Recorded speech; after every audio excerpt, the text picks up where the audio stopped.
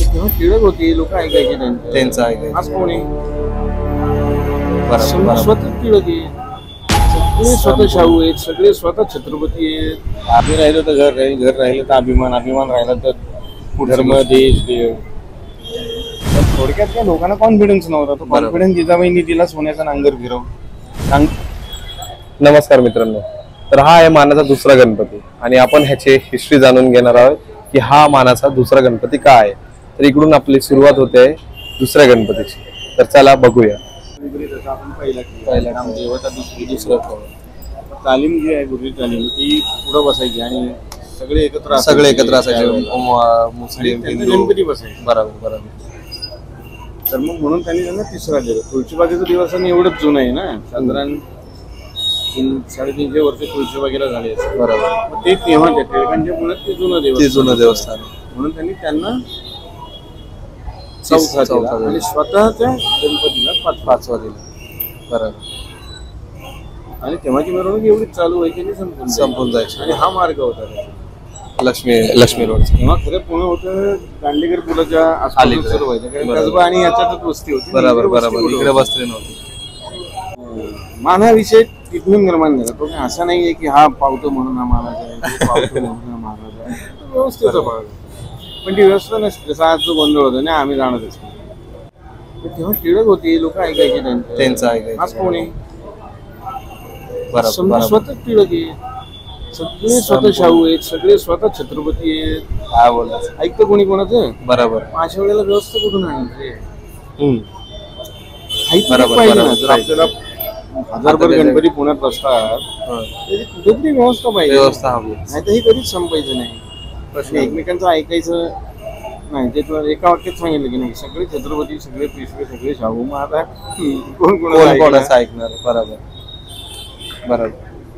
एक सिस्टम हवी की पहिले दुसरं. आज असा कुठलं तरी उत्तुंग व्यक्तित्व नाही ज्याचं लोक ऐकतील आणि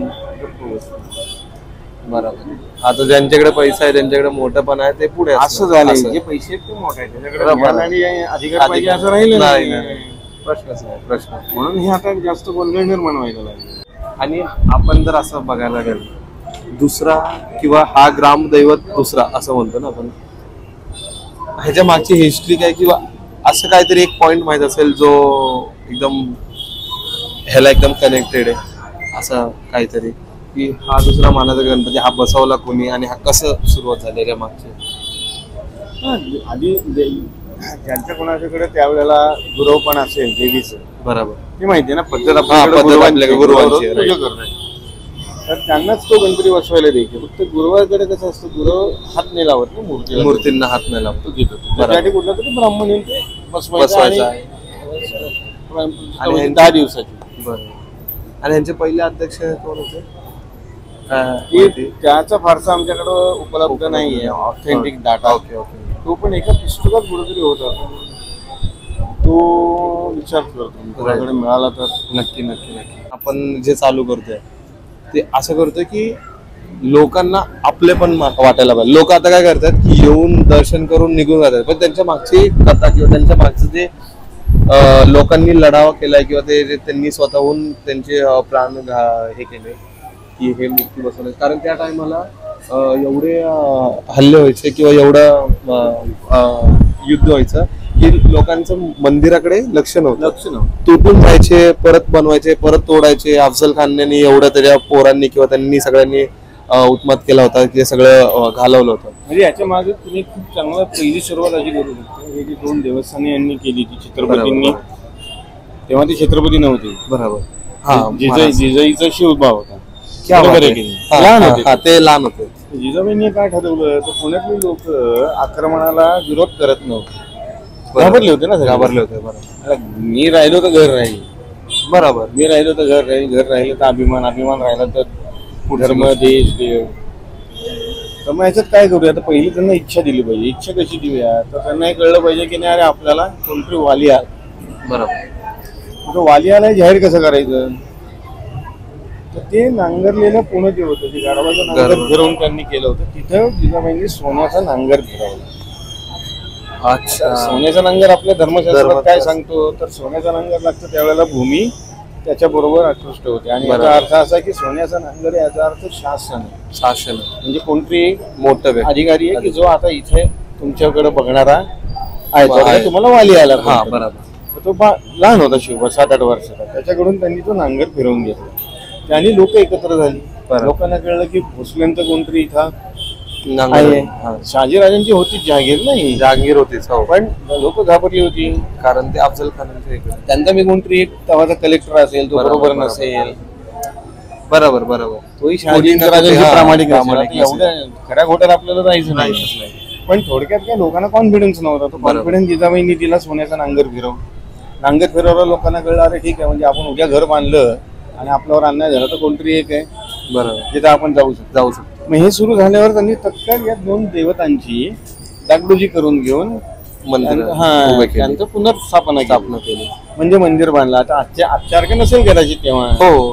काहीतरी छोटीशी छोटीशी देवळी देवळी असेल, काहीतरी केलं असेल तेव्हा त्यांनी. पण नंददीप आणि पूजा अर्चा सुरू झाली. याचा अर्थ रोज कोणतरी तिथं 3 वेळाला आरती करायची. काकड आरती होणार, बरोबर. त्यांनीचा प्रसाद चढवला जाणार बरोबर. आणि संध्याकाळची सगळं आरती होणार. म्हणजे त्या वेळच्या पुण्यातली लोक या दोन्ही ठिकाणी एकत्र यायला लागली. एकत्र आलं की माणूस बोलतो, ठरवतो, काहीतरी करतो. राईट. हेच कंटिन्यू टिळकांनी केलं ना. प्रश्नच नाही. बरोबर. तुझ्या मनात काय तू बोलतच नाहीये तर ते बोलणं की आपण एकत्र येऊन एकत्र लढणार कधी येऊन लढणार? असं या निमित्ताने ते बरोबर यायला लागले. बरोबर. मग आता जसं आता आपण देखावे मांडतोय, बरोबर. देखाव्यात आपण आता बघ ना, मागच्या 10 वर्षात सगळ्यात जास्त मागची 3-4 वर्ष परत एकदा कुठेतरी आपल्या पुराण कथा, आपल्या ऐतिहासिक कथा, मंदिर अशी देखाव्यात यायला लागले. नाहीतर पहिले बरं आहे की नाही? प्रश्न हा नव्हता. हे प्रकरण कमी व्हायला लागलं होतं. बरोबर. यातून खूप गोष्टी मिळतात ना लोकांना सुद्धा. बरोबर. नाही पण आता हा उत्सवाचा कॉन्ट्रीब्युशन आहे. आता की तर हे आम्हाला आता म्हणजे कळालं. उत्सव मूळ याच्यासाठी असतो की आपण सगळे एकत्र येऊन बोलू, काहीतरी बोलू. तुझ्या घरचं मी खाईन, माझ्या घरचं तू खाय. कारण तू प्रसाद बनवून आणशील ना, प्रश्न नाही. तो इम्पॉर्टंट आहे की नाही? हो. तो प्रसाद बनवून आणशील, तू तिथं काहीतरी ठेवशील. मग मला माहित नसलेली एखादी गोष्ट तुझ्या घरी असते ती येईल. मग कदाचित मला माहित नसतं तुझ्या भावाला चांगली कवना करता येतात, तेव्हा तो तेव्हाच. हो. नाही की नाही? मग आपल्याला माहित नसतं यांच्या दुसऱ्या भावाला संगीत देता येतं, किंवा मुलगी पुतणी छान हे माहित नसतं. हे सगळे एकत्र यायला लागलं. त्याच्यामुळे कला सादर व्हायला लागल्या. मध्ये सगळे एकत्र यायला लागले. पहिले घाबरून कोणी येत नव्हतं, उत्साह यायला लागला. बरोबर. त्याच्यामुळे टिळकांना ते सोपं झालं की अरे हा आला. थोडक्यात काही तेली गोष्टी कामूत जेव्हा सगळे एकत्र आले त्यावेळेला समाज एकत्र येऊन लढायला तयार व्हायला. तो एकत्र आला नसता ते एकत्र लढलाच नसता ना. बरोबर. म्हणून शिवजयंती आणि गणेशोत्सव हे महाराष्ट्राचे हे दोन खूप असे आहेत. उत्सव हे मनापासून हे असतं. म्हणजे आपले बाप्पा आणि शिवाजी या दोघांवर भलतं वेडप्रेम आहे. ते काही शांतप्रेम नाही, पण वेडप्रेम. त्याच्यासाठी आपण काही करायला तयार होतो. बरोबर. हे 2 त्यांनी बरोबर एकत्र आणले होते. त्याच्यामुळे सगळा समाज एकत्र आला. त्यांनी एकमेकांच्या बरोबर राहणं मान्य केलं. आणि 40 सालापर्यंत आपल्याकडे हे भेदभाव एवढा नव्हता आता जेवढा. आणि या 10 वर्षात खूप झालं. खूप झालं आहे तेही मान्य केलं पाहिजे. आहे आता आहे. तर शेळके असशील आणि मी जोशी असेल तर मी तुझ्याकडे बघणार नाही, तू माझ्याकडे बघणार. हे आत्ता झालं या 10 वर्षात. याच्या आधी असं आधी नव्हतं. हा सगळे एकत्रच होते. खरंच नव्हतं. हे पण मिटवायचं असेल तर वेगवेगळे प्रयत्न केले पाहिजे. हे असे उत्सव किंवा सण परंपरा या आपल्याला इथं वापरता येईल. बरं. खूप म्हणजे खूप मोठं मेसेज दिलं तुम्ही आता जे बोललात. खूप कसं वापरता येईल आणि कसं रेकॉर्ड करू, लहान करायचं लहान करून. नक्की. आपलं नाव मी गाडगीळ, अनिरुद्ध गाडगे. आपल्याला अनिरुद्ध गाडगे यांच्याकडून खूप चांगली म्हणजे आणि खूप म्हणजे हिस्टॉरिकल गोष्टी कळाल्या.